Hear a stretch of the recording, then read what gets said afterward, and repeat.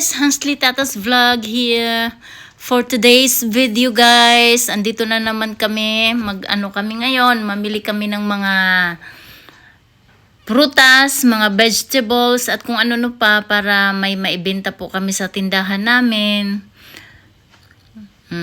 Ngayon is maulan, malamig ang panahon.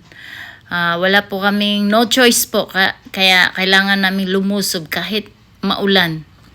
Kahit malamig ang panahon kasi kailangan hanap buhay.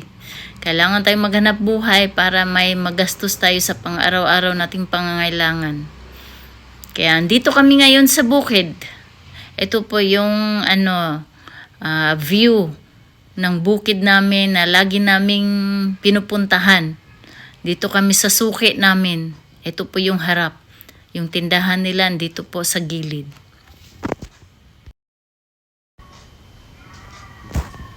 Ayan, ang dami pong binibenta nilang mga prutas, mga vegetable, gaya po ng puso ng saging. Ayan, masarap po yan masarap po yan gulayin, lagyan ng gatak at kung ano-ano pang imimix natin. Yan po ang binibili namin, tsaka binibenta po din namin sa tindahan, at avocado, mga avocado, tsaka mga santol. Yung mga malalaking santol, matamis po yan. Ayan. Ang daming santol nila. Medyo yan is mga maliliit na. Hindi kami bumili. Yan po ay saging. Hindi ko po alam kung ano pong pangalang saging na ito. Di po kami bumili nito kasi po hindi po siya mabenta. Ang bibilhin po namin nito is lang yung saging saba. Santol naman hindi kami bumili kasi medyo maliit. Pero yung kabila, yung isa doon ay medyo malaki. Hindi kami bumili. Ang binibili lang po namin, ang bibilhin po namin dito is mangga. Pero kukunti lang. Ito mangga. Manggang daw po to Cambodia. Siya, masarap siya pag hilaw, crunchy. Hindi siya maasim. Pero pag na siya, medyo hinog, hindi ko na po gusto yung lasa. Gusto ko po nito yung yung medyo hilaw. Kasi crunchy siya, tsaka hindi siya maasim. Masarap po siya isawsaw sa toyo. Ang dami din pong namimili dito kasi mura lang. Tsaka bagong stock, fresh.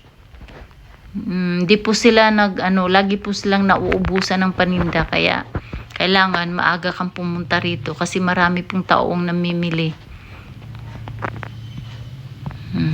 Ayan po, na po nila yung mangga kasi mamili po kami dito. Ayan, ang daming mangga. Galing Cambodia po ito. Mura lang din pong kilo, kaya bumili kami para itindan din po namin sa tindahan. May na lang kung sa Bisaya pa. Ganito talaga ang buhay. Lagi po tayong maghanap ng paraan para lang mabuhay ng maayos. Mamuhay ng maayos.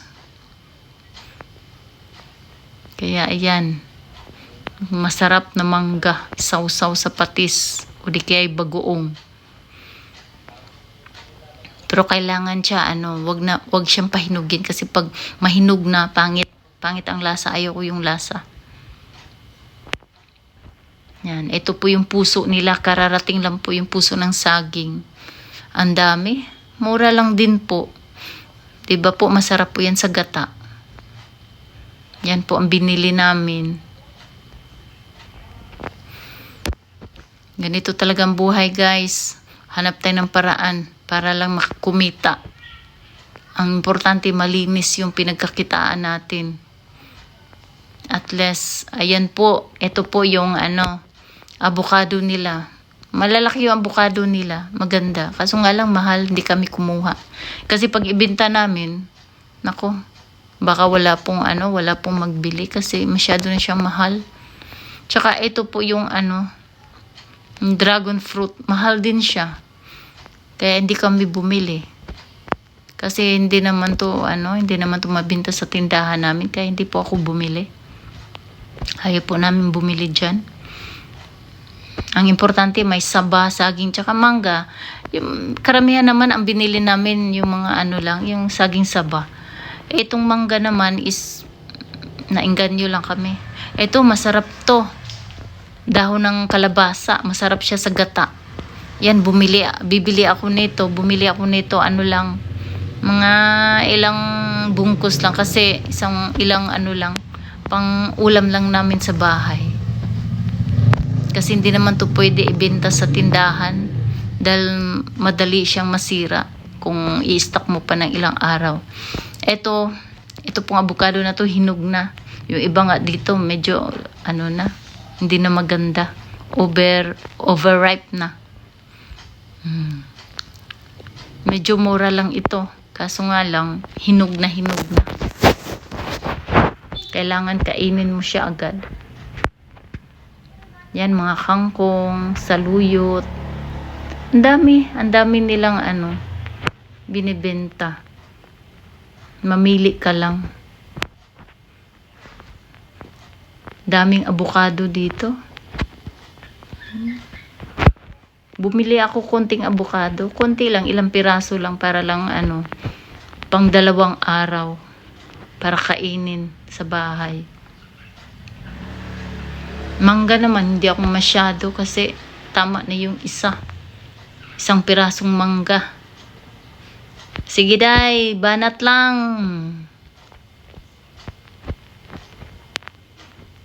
Yan, ang dami nilang mga ano, dami mong pagpilian. Parang divisoria lang. Pero malayo po ito sa ano, malayo po ito sa city. Bukid na ito. Gustong-gusto namin dito kasi ano, hindi crowded. Tsaka ano lang din, pwede na po yung presyo nila sa mga gulay tsaka prutas. Medyo kikita ka na din konti lang. Okay na yun.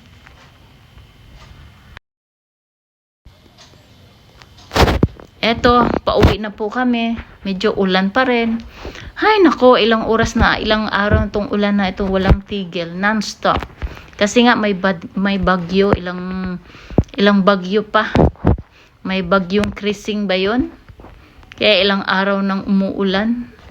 Halos baha na. Lahat ng mga ilog dito sa Bulacan, baha. Tsaka sa Maynila din, siguro bahang-baha na din.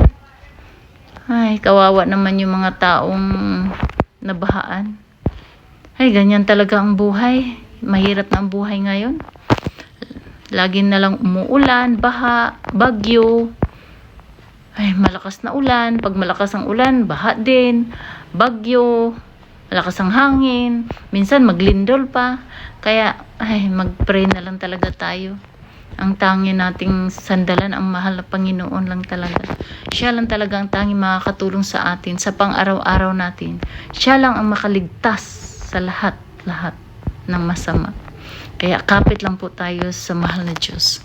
Okay guys, thank you po. Thank you for watching. Hanggang dito na lang po ako. Sa mga susunod ko na namang mga video guys. Salamat po. God bless.